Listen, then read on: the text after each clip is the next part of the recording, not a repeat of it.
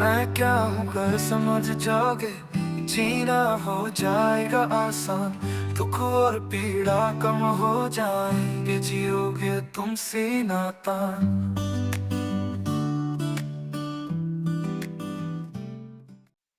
बाबा जी के प्रति कृतज्ञता अर्पित करते हुए आज हम विकल्प और अध्ययन बिंदु पेज नंबर 31 पॉइंट नंबर 39/2/4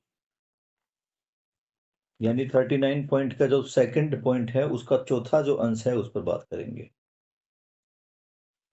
जो बाबा जी ने 1, 2, 3, 4 अंश इनको ऐसे क्यों कहा और फिर 39 पॉइंट ए में क्या है, 38 में क्या है, इसको देखना पड़ेगा। तो बाबा जी बता रहे हैं 10 सोपानीय व्यवस्था के बारे में।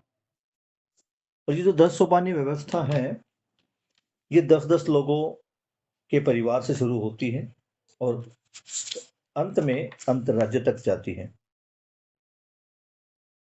तो बाबा जी बताते हैं कि जो व्यवस्था है 10 सोपानीय जिसमें व्यवस्था कहा गया, तो उसमें 5 व्यवस्थाएं हैं जिन पर काम करना है, नीचे से लेकर ऊपर तक। यही 5 व्यवस्थाएं हैं जो एक ग्राम स्तर से चालू होती है।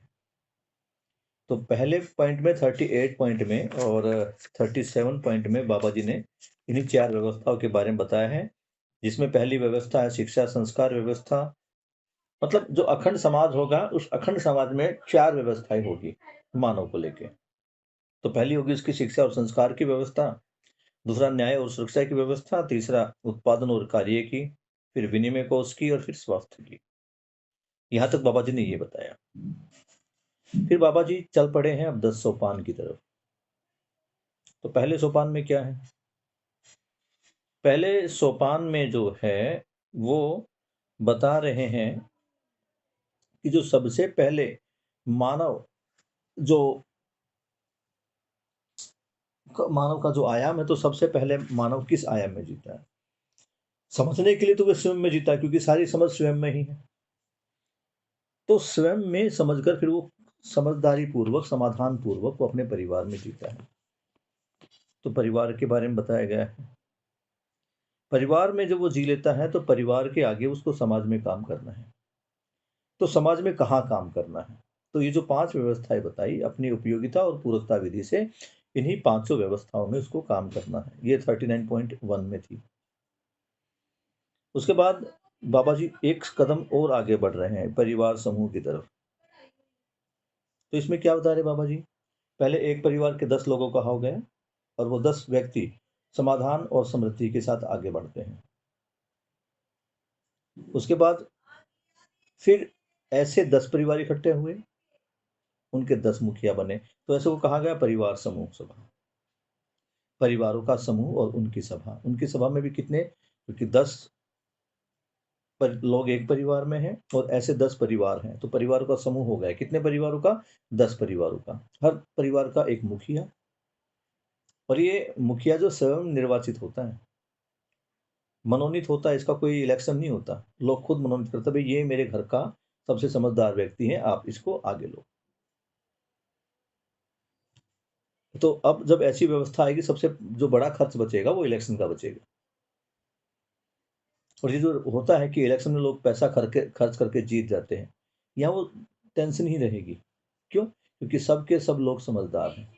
तो 10 लोगों ने 10 परिवारों में से एक-एक आदमी चुना गया, तो फिर 10 व्यक्ति आ गए और इन 10 व्यक्तियों से एक व्यक्ति का चयन हुआ। तो ये हमारे पास हो गया परिवार समूह व्यवस्था। इस परिवार समूह व्यवस्था में भी आदमी को इन्हीं 5 जो समितियाँ हैं उसमें अपना योगदान देना है। 39 पॉइंट पर जब हम आए तो यहाँ पर एक कदम और आगे बढ़ा। यहाँ ये देखा गया कि जो हर व्यक्ति है उस हर व्यक्ति में 6 चीजें बताई बाबा जी ने। स्वायत्त मानव को लेके, समझदार मानव को लेके, उस समझदार आदमी की 6 महिमाएं बताई हैं। वो 6 महिमाएं वही थी जो हमने स्वायत्त मानव की पिछली पुस्तक में की थी। 39.2 का जो 3 पॉइंट है, इसमें 10 परिवार समूह सभा से निर्वाचित प्रतिनिधि। अब क्या है, एक परिवार फिर उसके अगले स्टेप पे 10 परिवार, उन 10 परिवारों में से 10 व्यक्ति निकले।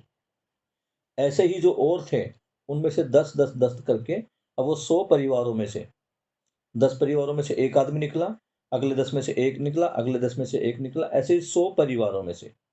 100 परिवारों में क्या होगा? 10, 10, 10 के 10 सेट हो जाएँगे, तो फिर से 1-1 व्यक्ति निकलेगा। तो यहाँ पर क्या बात हो रही है? इसको क्या कहा गया? 10 परिवार समूह सभा से निर्वाचित प्रतिनिधि। अब यहाँ से समितियाँ चालू होंगी। अब समिति बनेगी, क्योंकि अब कितने परिवार हो गए हमारे पास? 100 परिवार हो गए। 100 परिवारों पे कितने व्यक्ति हो गए? लगभग 1000 व्यक्ति हो गए। और इन 1000 व्यक्तियों में से आगे चुनते-चुनते इनमें से केवल 10 आदमी आए हैं। अब यहाँ से भी 1 आदमी निकलेगा। उसको फिर क्या कहेंगे? मोहल्ला या ग्राम सभा। तो यहाँ से हमने शुरू करना था 39.2 का 4 पॉइंट। तो अस्तित्वमूलक मानव केंद्रित, अगर आपके पास किसी के पास वो चित्र है तो चित्र निकाल लीजिए। है किसी के पास वो चित्र? देखिए एक बार, मैं पुस्तक ले आया था दूसरी।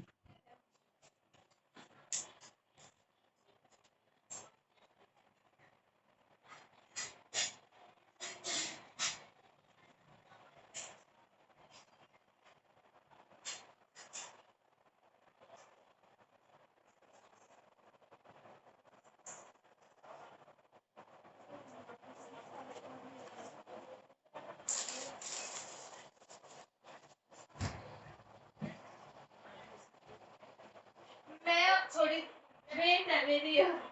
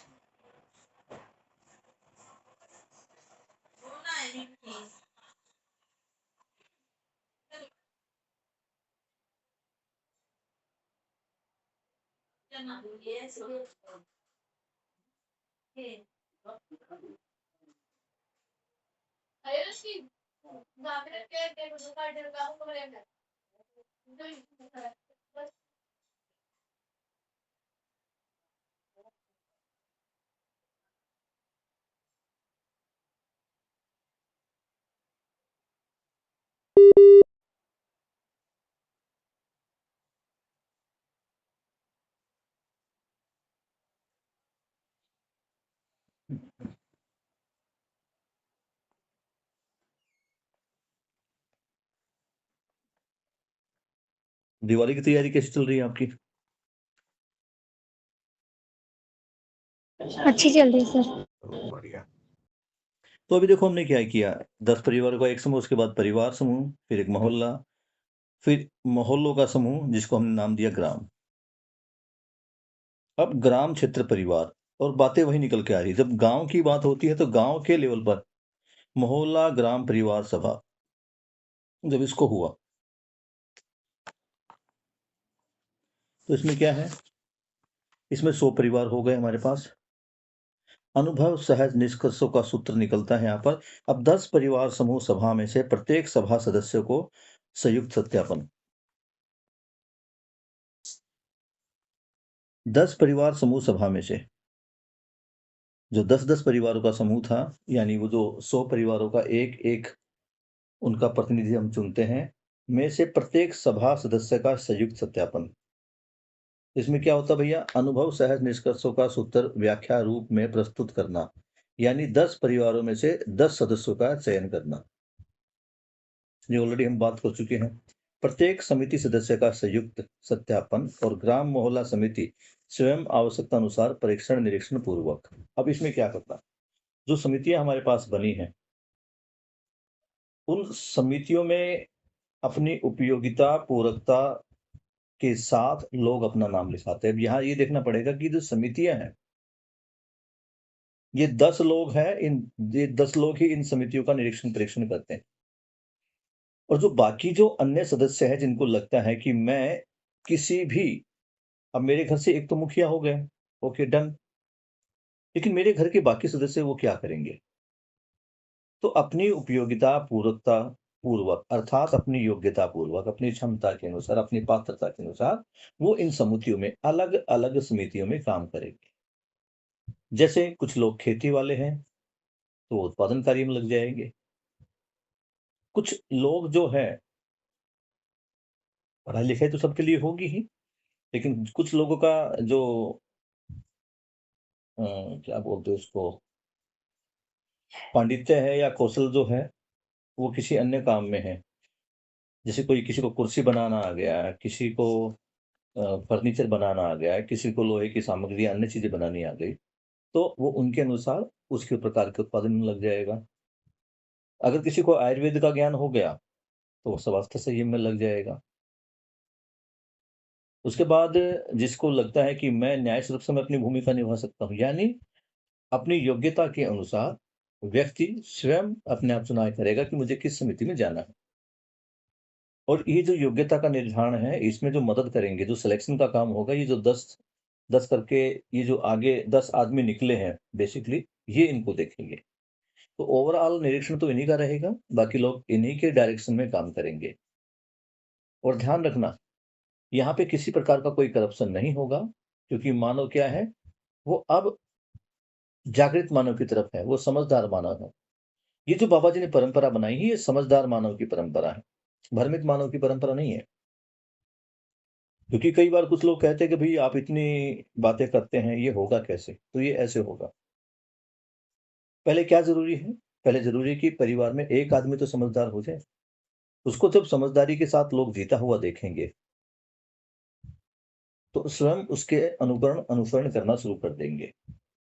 और जब एक परिवार आगे बढ़ेगा इस प्रकार से, वो कम वस्तुओं में भी जब उसको लगेगा कि ये परिवार सुख है, इस परिवार में सुख है और ये लड़ाई झगड़ा नहीं करते, प्यार प्रेम से रहते हैं, तो अन्य परिवार भी उनकी तरफ आकर्षित होंगे।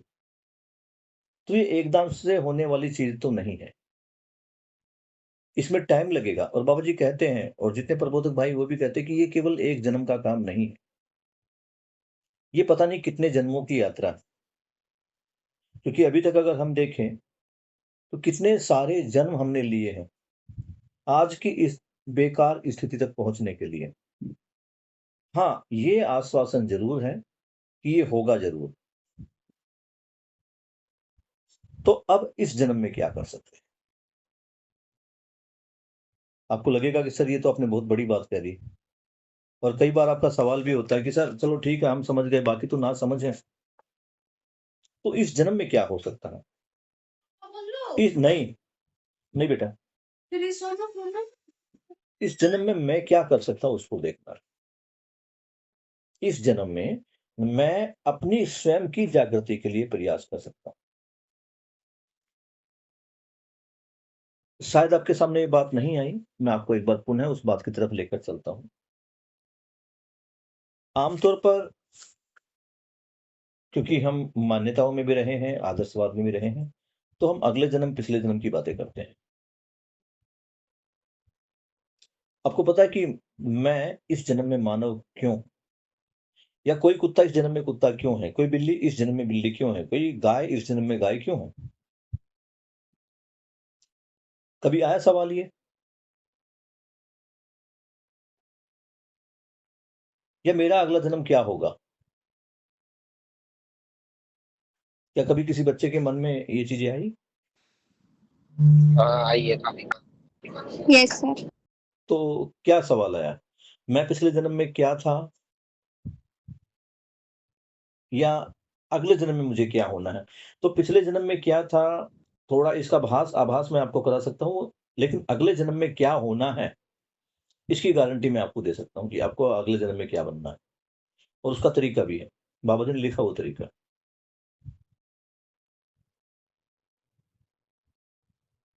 क्या सवाल आता है श्याम तुम्हारे मन में? सर दोनों आता है कि पहले क्या था और आगे क्या करना, मतलब बनना है, अगले जन्म में क्या होगा। ठीक है।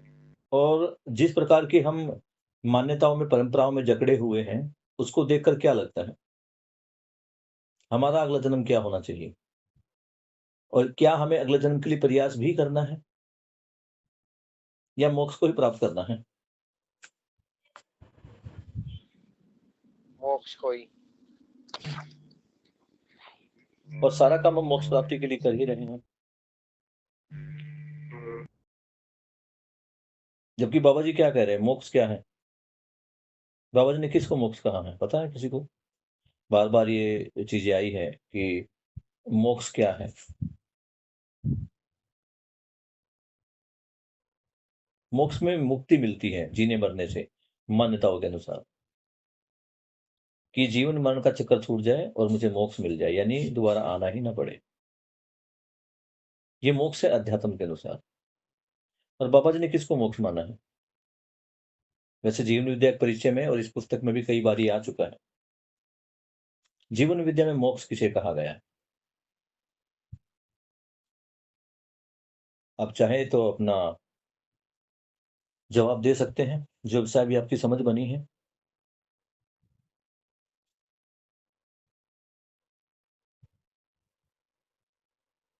ठीक है, इसको लिख ले अपनी कॉपी में आप। भ्रम से मुक्ति ही मोक्ष है।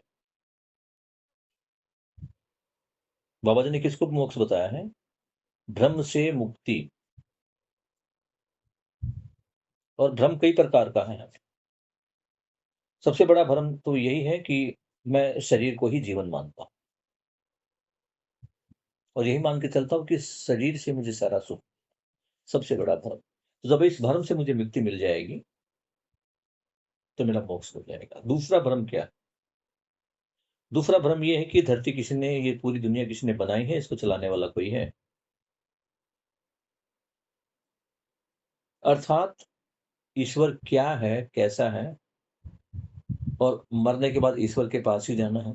और मैं समझ नहीं पा रहा कि कुछ लोग तो मरने के बाद सोचते हैं कि मैं गौ लोक में चला जाऊं, मैं कृष्ण लोक में चला जाऊं, मैं शिव लोक में चला जाऊं, मैं विष्णु लोक में चला जाऊं, मैं ब्रह्म लोक में चला जाऊं। पता नहीं कितने लोग बना रखे हैं। अगर मैं भारत में देखता हूं तो जाति के आधार पर, धर्म पंथ के आधार पर मनुष्य बटा हुआ है। तो क्या देवता भी बटे हुए हैं? अगर देवता एक ही है तो फिर इनके अलग अलग डिपार्टमेंट क्यों हैं? अगर मुक्ति होनी है तो सभी मानव एक है। बाबा जी कहते हैं मानव जाति एक, धर्म अनेक, पंथ अनेक, मत अनेक, मजहब अनेक। वो एक ही चीज है मतलब।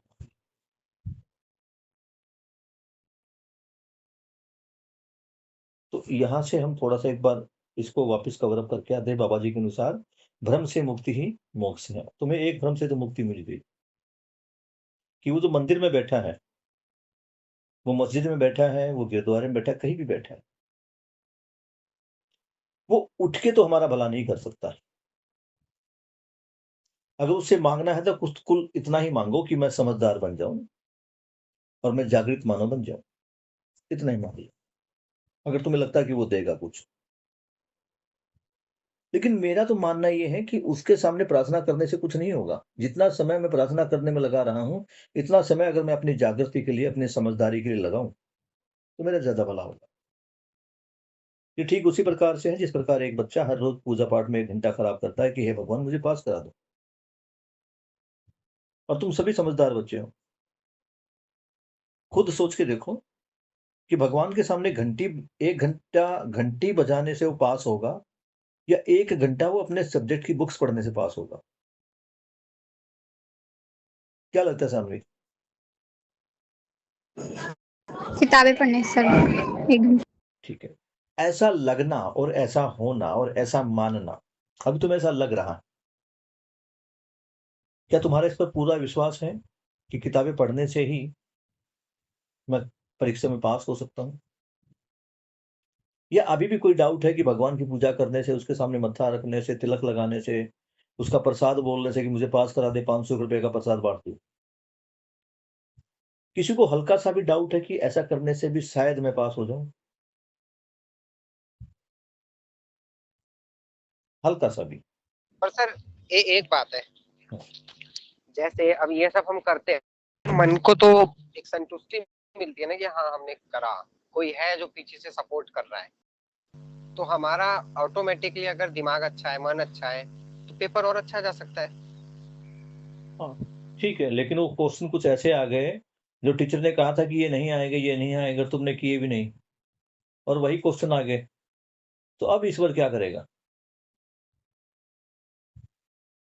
अब वो उस अच्छी वाइफ के साथ तुम्हारा दिमाग सही रहेगा या वो ऐसे क्वेश्चन देख के तुम्हारा दिमाग खराब हो जाएगा?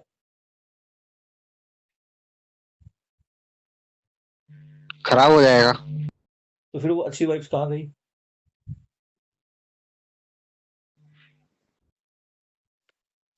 बताइए। मैं बिल्कुल तुमसे नहीं कह रहा, इस बात को फिर से देख लो कि तुम्हें भगवान को नहीं मानना, मानिए, नो प्रॉब्लम, जाइए मंदिर में, लेकिन मांगना क्या है? अभी कल दिवाली आ रही है, क्या मांगेंगे? आज धनतेरस है, क्या मांगा? दिवाली वाले दिन सब क्या मांगते हैं? अपना अपना बताओ पहले।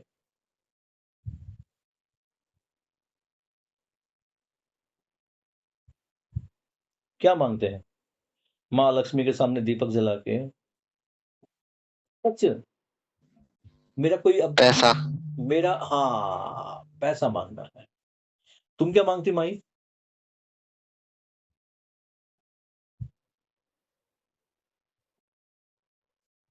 माही, तुम क्या मांगती हो लक्ष्मी से? सर यही कि मतलब घर में सब कुछ ठीक रहे और मतलब मैक्सिमम पैसा ही मांगते हैं सबके सब। सानवी भी पैसा ही मांगती है। और ये और कौन जुड़ा साथ में? स्नेहा, ये होल्ड पे हो। Yes sir Sneha. स्नेहा भी पैसा ही मांगती है। सही, मिल गया।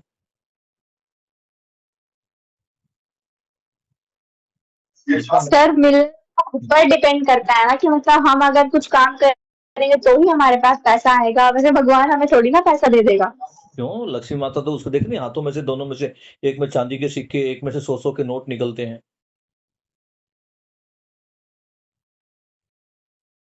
क्यों नहीं देगी? कमाल कर रहे हो। तुम पूजा करो उसके सामने, तुमने उसके सामने 100 रुपए की मोमबत्तियां, लगभग 100 रुपए के दीपक और 200 रुपए का तिल डाल के उसमें आग लगा दिया, तो देख नहीं रही तुमने 500 रुपए का नुकसान कर दिया है? 500 रुपए तुमने उसको अर्पित कर दिए हैं,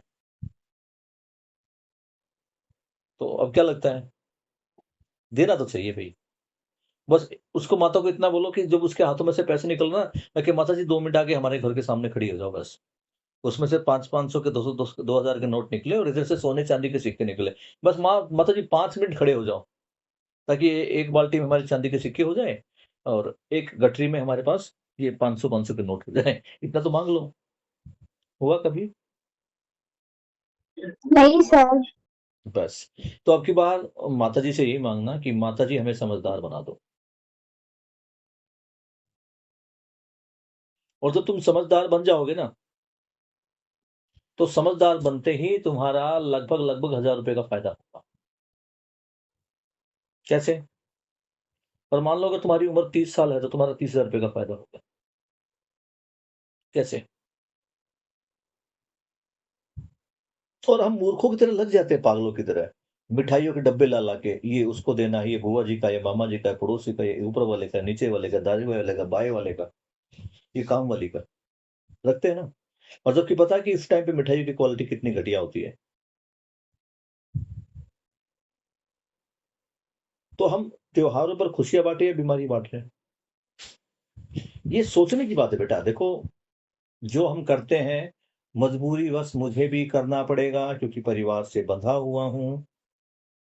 परिवार में भी पूजा पाठ वाले बच्चे हैं, पत्नी जी भी ऐसी है, पूरी पूजा पाठ में है, धार्मिक है।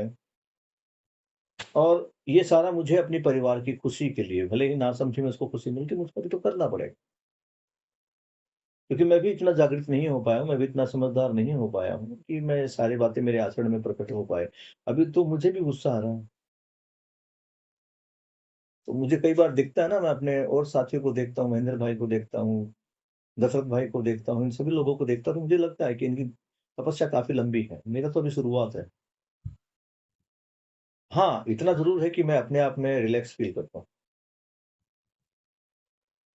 बात जब समझेगा समझ जाएगा। ये परिवार नहीं समझेगा तो तुम मेरे जो बच्चे हो, तुम समझ जाओ।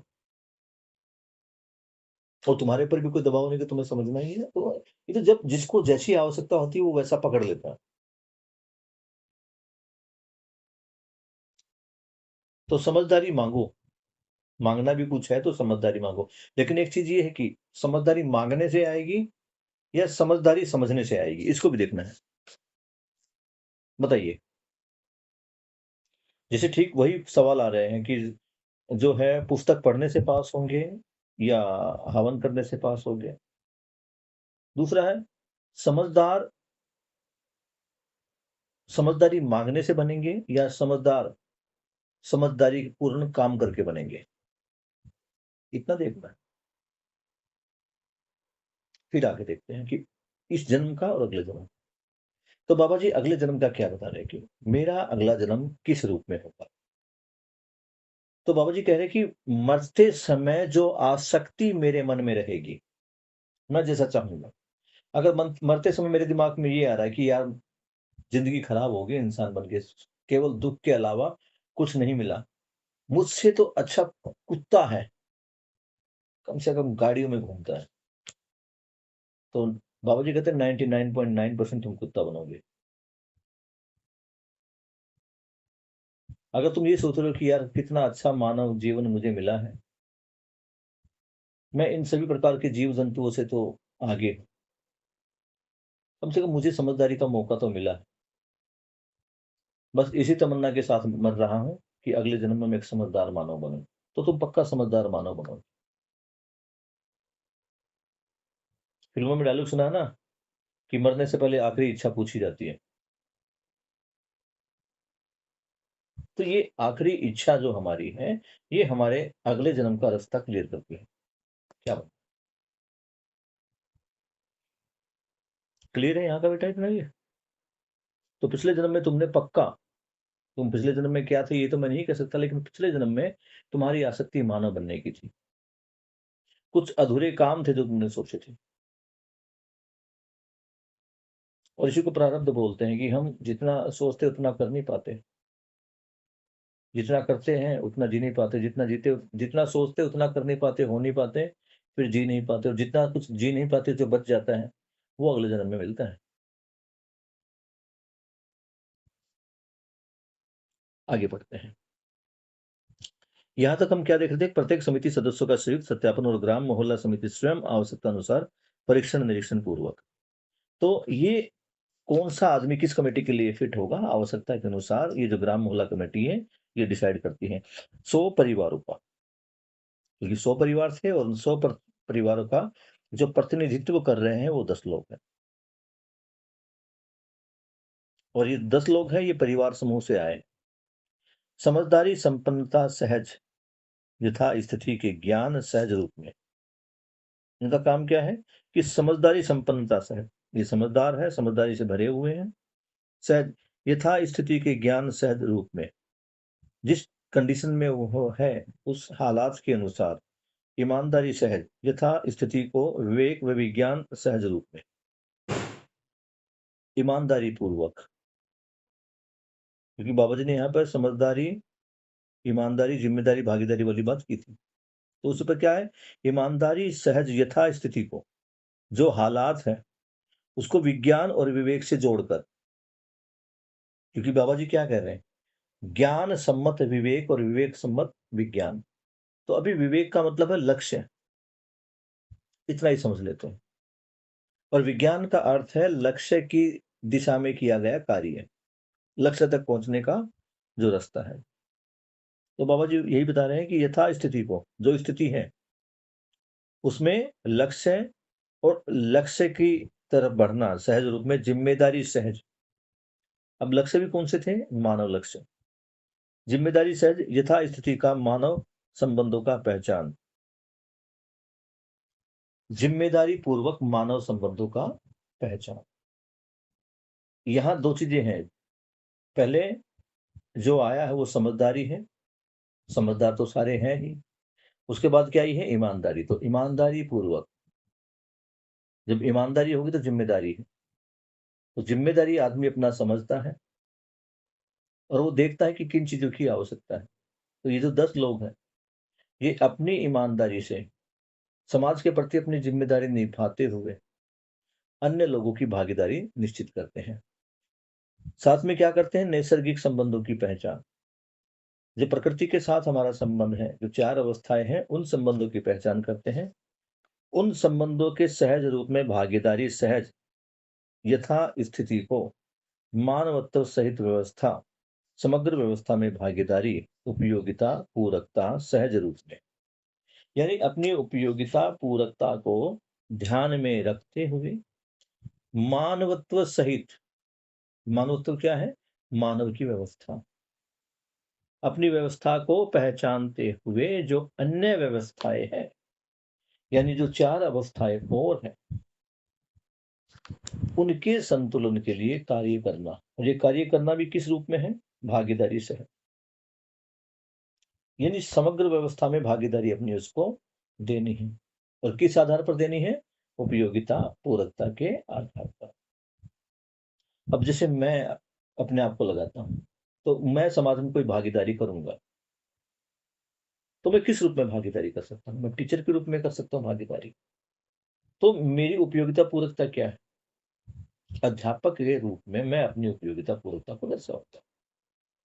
अगर मैंने सारी उम्र खेतों में काम किया, तो मेरी उपयोगिता पूरकता कहां पर होगी? वो खेतों में होगी।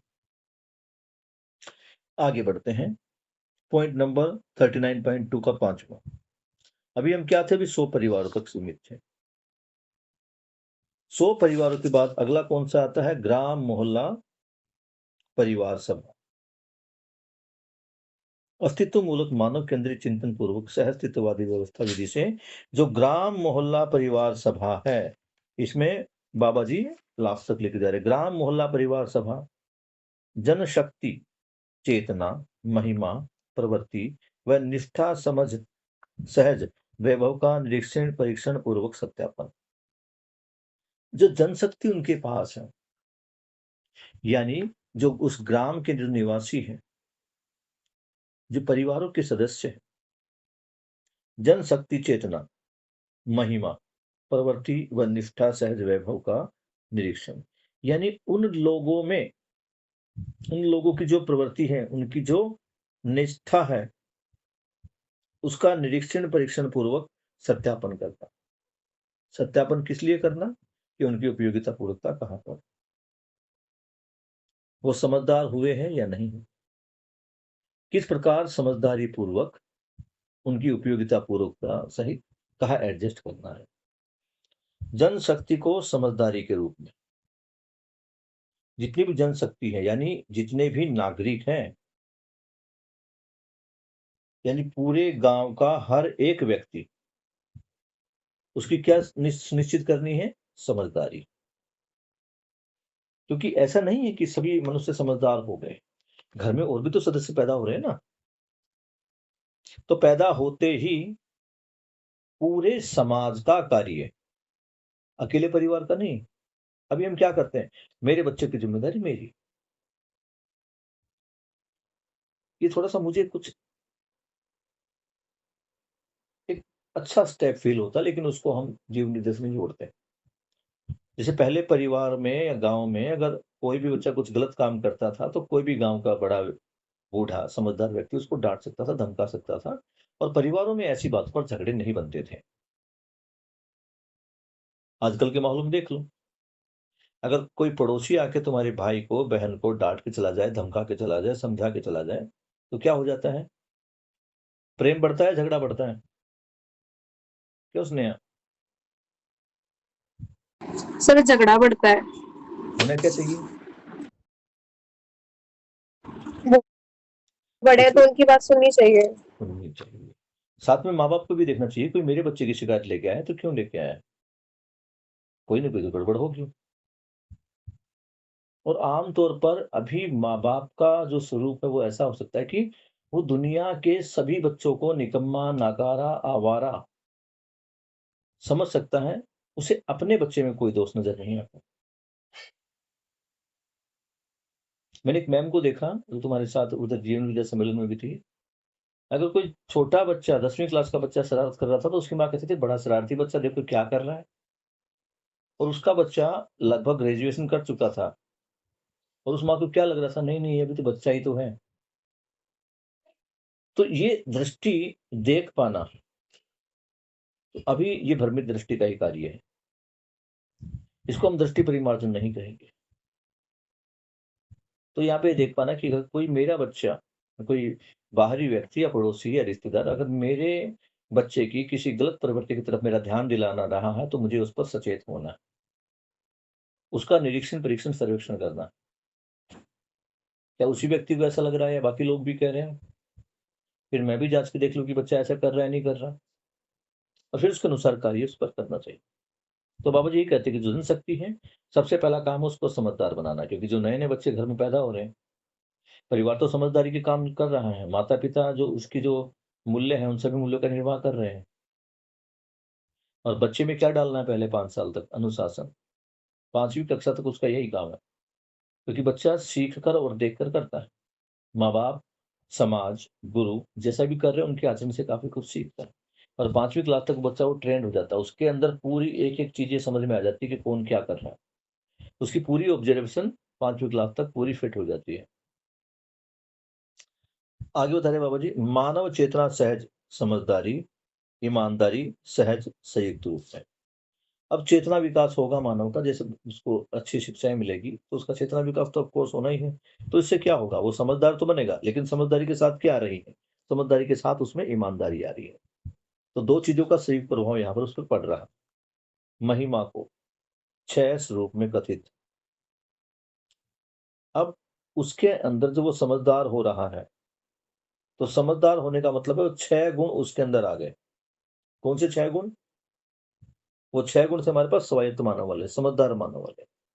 वो कौन कौन से थे? स्वयं के प्रति विश्वास, श्रेष्ठता के प्रति सम्मान, स्वयं के प्रति विश्वास और स्वयं प्रतिभा के विश्वास, फिर प्रतिभा और व्यक्तित्व में विश्वास, व्यवहार में सामाजिक होना और उत्पादन में स्वावलंब होना है। ये 6 जो महिमाएं थी, इसको महिमा समझ लो या इसको गुण समझ लो, ये स्वायत्त मानव के, समझदार मानव की। फिर ये देखना कि ये स्वायत्त मानव उसको हम बनाए, उसकी प्रवृत्ति देखनी है। उसकी प्रवृत्ति मतलब वो जो बच्चा अभी समाज में आया है, जो समझदार बन के आया, उसकी प्रवृत्ति। प्रवृत्ति मतलब इंटरेस्ट, उसका इंटरेस्ट किस फील्ड में? हमारे पास पंचमुखी कार्यक्रम है, 5मुखी कार्यक्रम। वही कौन सी? शिक्षा, न्याय, उत्पादन, विनिमय और स्वास्थ्य। तो उसका इंटरेस्ट हम देख लेंगे। इन सब के आधार पर पहचान, क्या पहचान करनी है कि वो किस क्षेत्र में जाना चाहता है, फिर उनका मूल्यांकन करना और फिर उनका सत्यापन करना। खाली ये कहने से कि जी मैंने मेडिकल कर लिया और मेडिकल में जाना चाहता हूँ, ठीक है, दवाई को नीलज होगी, लेकिन क्या वो समझदार हो पाएगा या उपयोगिता पूर्वक जी पाएगा या समाजवादी विधि की तरफ जी पाएगा? डॉक्टर का कोर्स तो उसने कर लिया, क्या मरीज की सेवा का भाव उसके अंदर है? अगर डॉक्टर का कोर्स कर लिया, पढ़ाई कर ली और उसमें मानवता अभी नहीं है, वैसे तो जागृत मानव परंपरा में ऐसा होगा नहीं, सभी समझदार ही होंगे, क्योंकि जैसा पेड़ होता है वैसे उस पर फल आते हैं। तो जब वो अपने आसपास समझदार व्यक्तियों की फौज देखेगा, अभी हम बिगड़े हुए क्यों? हम भ्रमित क्यों हैं? हम दुखी क्यों हैं? परेशान क्यों हैं?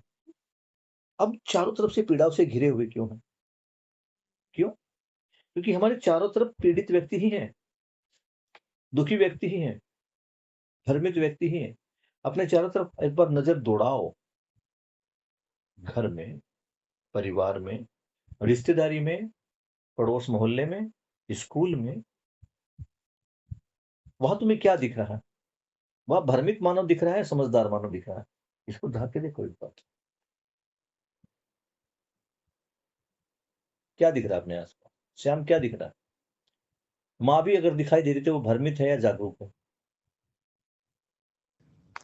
भ्रमित। पड़ोस मोहल्ले के जो हमारे निवासी हैं, उसमें क्या दिखाई दे रहा है आपको? सुना स्नेहा क्या दिखता है? भ्रमित है, दुखी है, परेशान है, या जागृत है, समझदार और खुशी है, सुख में जीवन जी रहे? क्या लगता है? कौन बताएगा? शानवी क्या लगता है?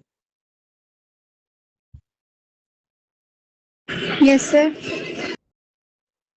अपने आसपास तुम गली पड़ोस मोहल्ले में देखती हो, तो तुम्हें जो व्यक्ति वहां पर दिखाई देते हैं, वो समझदार दिखाई देते हैं, भ्रमित दिखाई देते हैं, दुखी दिखाई देते हैं, सुखी भ्रमित। दुखी दिखाई देते दुखी, भ्रमित। हैं? तो जैसा दिखेगा वैसा ही हम कर रहे हैं। हमें चारों तरफ भ्रम ही भ्रम दिखाई दे रहा है, तो हम भी किस में जी रहे हैं? भ्रम में जी रहे हैं। चारों तरफ दुख और पीड़ाएं हैं, तो हमारे पास भी क्या है? दुख और पीड़ाएं ही हैं। चारों तरफ कलेश ही हैं, तो हमारे अपने घरों में, अपने जीवन में क्या है? सुख है या कलेश है? जाके देखो।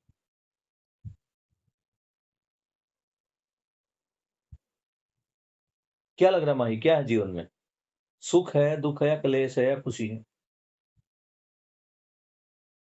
सर कलेश भी है, दुख भी है, खुशी तो नहीं है। क्यों नहीं है? सर क्योंकि सब भ्रमित में है, वैसे भी कैसे खुशी मिल सकती है ऐसे में।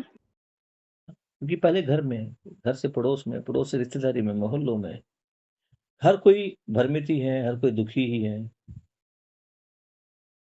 तो जैसा माहौल मिल रहा है उसी माहौल में हम ढले हुए हैं। हमारे माता-पिता ने भी यही किया, हम भी यही कर रहे हैं, आगे हमारी संतानें भी यही करें, या हम समझदार हो जाए, उनको समझदार बनाने का प्रयास करें। ये पूरी ज़िम्मेदारी के भाव के साथ ये हमारी ज़िम्मेदारी है। और ज़िम्मेदारी क्या? अभी तो कुछ लोग बोलने लगे कि भैया एक जन्म का कार्यक्रम नहीं है। मैं भी मानता हूँ कि ये पूरी, जो बाबा जी ने बोला, अखंड समाज सार्वभौम व्यवस्था, ये एक जन्म का काम नहीं है। हाँ, लेकिन ये काम होगा, और बाबा जी ने खुद लिखा है कि बहुत सारी ऐसी धरतियाँ हैं जहाँ पर जागृत मानव परंपरा है। हम बार-बार बात करते हैं कि भई जब मानव ने कोयले का प्रयोग किया तो उसको नहीं पता था कि कोयले की उपयोगिता है, क्या है? क्यों कोयले को ज़मीन के अंदर ही दबाया हुआ था, वो बाहर क्यों नहीं था? बाहर होता, अगर मानव की वो यूज़ की वस्तु होती तो बाहर ही होता, उसका मानव यूज़ कर लेता। तो ठीक है, कभी किसी ने नहीं बताया कि कोयले का यूज़ क्या है और कोयले की ज़मीन में क्या उपयोगिता, नहीं बताया। लेकिन अब तो बाबा जी बता रहे हैं, मान लो। और फिर वही शिविर वाली भाषा आती है कि मानना नहीं है, जान लो। और जान तो लिया ही है हमने। पिछले 200 सालों में हमने जितना कुछ किया है, उसका दुष्प्रभाव क्या हुआ है, ये जान तो लिया है। लोगों को जो लंग्स कैंसर हो रहे हैं ना हर साल, दिल्ली में सबसे ज़्यादा संख्या बढ़ गई है इसकी। पॉल्यूशन का बहुत बड़ा रोल है। और कल और परसों में हम पता नहीं कितने लोगों को लंग्स कैंसर कराएँगे। कितने लोगों की अस्थमा के कारण मृत्यु होगी, और उस मृत्यु में हमारी कितनी भागीदारी होगी, उसको देखना। और फिर एक बहुत बड़ा बहाना होता है हमारे पास, सर हम तो ग्रीन पटाखे जला रहे हैं। ठीक है। एक छोटे से कमरे में जिसमें कोई सामान नहीं है, उसके अंदर 4-5 ग्रीन पटाखों वाले अनार या 2-3 गरम ग्रीन पटाखों वाले बम छोड़ना, और फिर उस कमरे के अंदर जाके देखना, साँस लेना दूभर हो जाता है। आजकल समाज में तुमने देखा होगा, ऐसे बच्चों को तो देखा होगा जिनको पैदा होते ही कुछ साल बाद चश्मे चढ़ जाते हैं। किस-किस ने ऐसे बच्चों को देखा है? मैंने देखा है, मैंने देखा है। बढ़िया। यानी ऐसे व्यक्ति समाज में हैं जो पैदा होने के कुछ साल के अंदर ही मोटे-मोटे चश्मों को लेके पूरी ज़िंदगी तक उनका वज़न झेलते रहते हैं।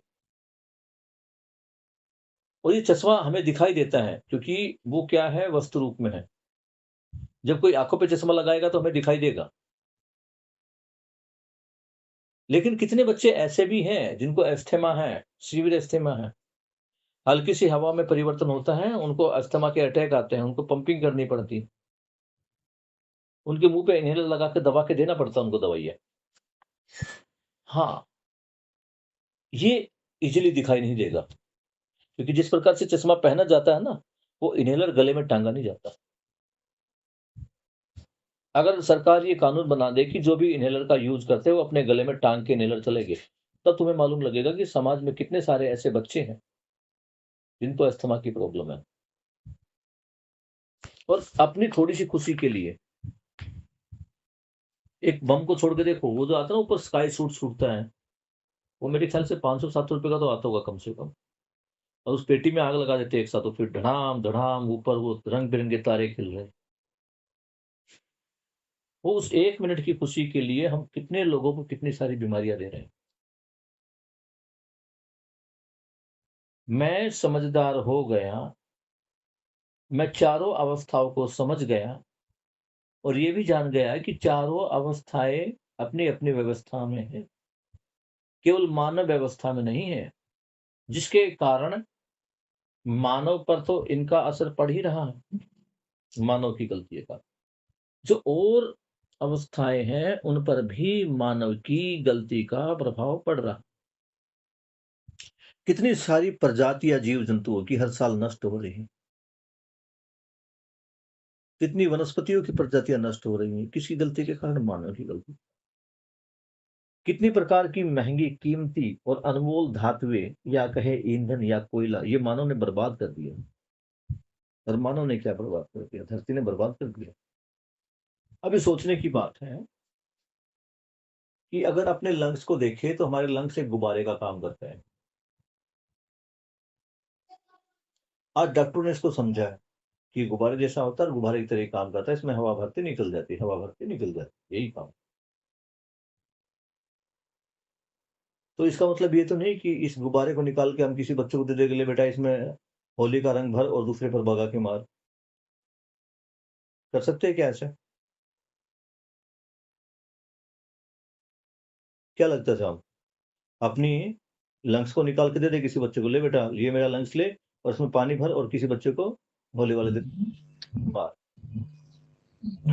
नहीं समझ सकते, क्योंकि ये मेरे जीने से, ये मेरी व्यवस्था से। मुझे पता है कि जैसे मेरे ये शरीर से कोई लंग्स निकलेगा, कोई भी अंग निकलेगा, मेरा जो शरीर है वो मेल फंक्शन करना शुरू कर देगा। अपने शरीर को तो हमने समझ लिया, क्या धरती के स्वरूप को हम समझ पाए? नहीं समझ। तो बात ये नहीं है कि मैं समझदार होकर इन भ्रमित मानवों के बीच में कैसे जीऊंगा, या मेरे एक के समझदार होने से क्या कार्यक्रम फायदा होता है। अगर ऐसा सोचेगा तो समझदारी बनेगी नहीं। हाँ, इतना सोचना है कि अगर मैं समझदार हो गया तो अगले जीवन के लिए मैं मरते समय क्या मांगूंगा, मेरा मन क्या रहेगा, कि जागृति के लिए जो मेरा प्रयास अधूरा था वो अगले जन्म में पूरा हो। एक तो मैं ये मांग सकता हूँ, या ये दूसरा मैं ये मांग सकता हूँ, भैया कि हो रखी जागृति वागृति, इस जन्म में तो मैंने कुछ नहीं किया, अगले जन्म में मौज लेनी है। तो आप वैसे ही शरीर को, वैसे ही घर को आप एडॉप्ट करोगे, ऐसा बाबा जी ने लिखा। और मेरा तो पूर्ण विश्वास है इस पे, क्योंकि अंतिम समय में अगर मैं समझदारी के साथ नहीं रहा तो अगले जीवन में फिर से भ्रम से पाला पड़ना है। तो समझदारी की तरफ बढ़ना है, जागृति की तरफ बढ़ना है। और बार बार मैं जो कहता हूं कि अभी हमें समाज को नहीं सुधारना है, पहले स्वयं को समझना है। हमारे अंदर सबसे बड़ी कमी यही है कि मेरे अंदर थोड़ी सी कुछ अच्छी बात समझ में आई, फिर मुझे लगता है कि यार मुझे तो पता ही था, ये मैं तो हूं ही अच्छा है, मैं तो ऐसा कर ही रहा हूं। वो तो मेरा दोस्त है ना, वो जो मेरी मम्मी है या मेरी छोटी भाई बड़ी बहन है, या जो मेरे पिताजी है या मेरा मित्र है या जो मेरे शिक्षक है, मेरे तो समझ में आ गया, उनको नहीं पता, उनको बताता हूं। और हम क्या करते हैं, स्वयं को समझने में जो समय लगाना था वो दूसरों को समझाने में लगा देते हैं। ऐसा काम नहीं करना भैया।